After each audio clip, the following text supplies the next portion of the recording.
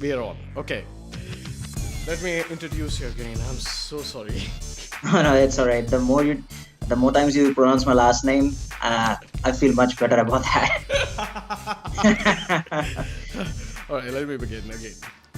All right, ladies and gents, I'm joined by Akhilesh Ganna Varapu, India's premier MMA journalist, and for Vector Sport, I'm Ishan Lalit. And let's move on to the featherweight fight. Showtime is debuting in featherweight. Anthony Right, Pettis versus Charles Oliveira. right, Um, Now, Showtime is a former champion, former lightweight right, champion. He's got an amazing stand-up. right, You can you can Google the Showtime kick. You can see that everywhere where he landed at on Benson Henderson right. against Charles Oliveira, who is a long-time contender, great striker, excellent jiu-jitsu. Can Right. you break down this fight for us? Sure. So as you said, Pettis has outstanding stand-up game. The problem that he has faced in his past couple of fights is when your wrestlers or jiu-jitsu artists backed him against the fence and worked on him. So the thing is, Pettis is moving down to 145, while Oliveira was also a 155er, moved down to 145. When you look at things in Showtime perspective, in Pettis' perspective, Pettis was a small lightweight, but is a significantly big featherweight, while Oliveira is a huge featherweight. And the problem that Pettis faced against, say, the likes of Rafael dos Anjos is when your wrestlers or your jiu-jitsu artists backed him up against the fence, worked on him in clinches, and then just kind of took out the stand-up game that Pettis is known for. And Oliveira, again, as you said, amazing submission game, amazing jiu-jitsu game.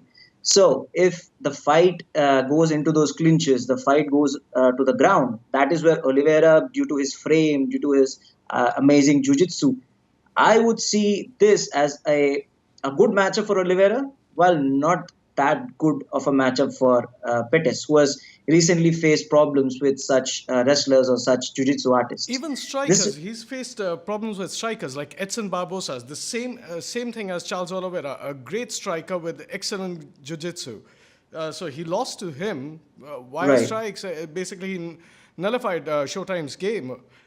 I right. This is a pretty interesting fight for him and a pretty desperate fight for him to win. Right. So 145 can give him a new lease. Uh, Talking about his fight with Edson Barboza, I did not think going into the fight, watching him fight, I did not think he had the best of game plans going in. But this time around, things could be very different because he's not just working with Rufus Sports and Duke Rufus. He's now changed camps with or training with people from Jackson Wink. Look, Charles Oliveira's losses have been to Cub Swanson, Frankie Edgar, and Max Holloway. Everybody Right. who's kept at distance and hit him and not let him grapple with them. So Right. I think it kind of works out okay for Pettis then.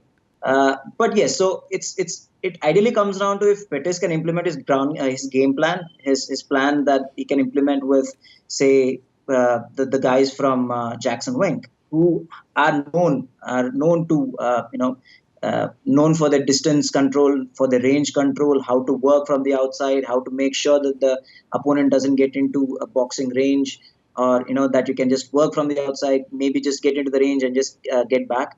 So it'd be interesting. I mean, if the fight goes to the ground, or if what Oliveira would want to do is he would want to push Pettis against the fence and do what Rafael dos Anjos did with him, and just grind him and just take him to the ground and submit him or TKO him.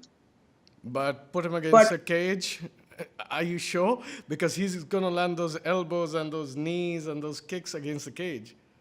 It's not yeah, going to be but that in easy. clinches, in clinches, when you look at it, I won't rate Oliveira out. Both fighters are really, really good Yeah. at what they do. Pettis, renowned. 2 years ago, he was on the top of the world. Yeah, He was on the VT's VT's boxes. box. Yeah. Yeah, he was the lightweight champion. He was the guy in the UFC. He was the guy for the future. Yeah, Now what? and now he's going down to 145. That's Conor McGregor division. If he wins, he'll be in for some big money fights. That's the whole point. Yeah. That's the whole point. It's a new lease of life for Pettis after losing his previous fights.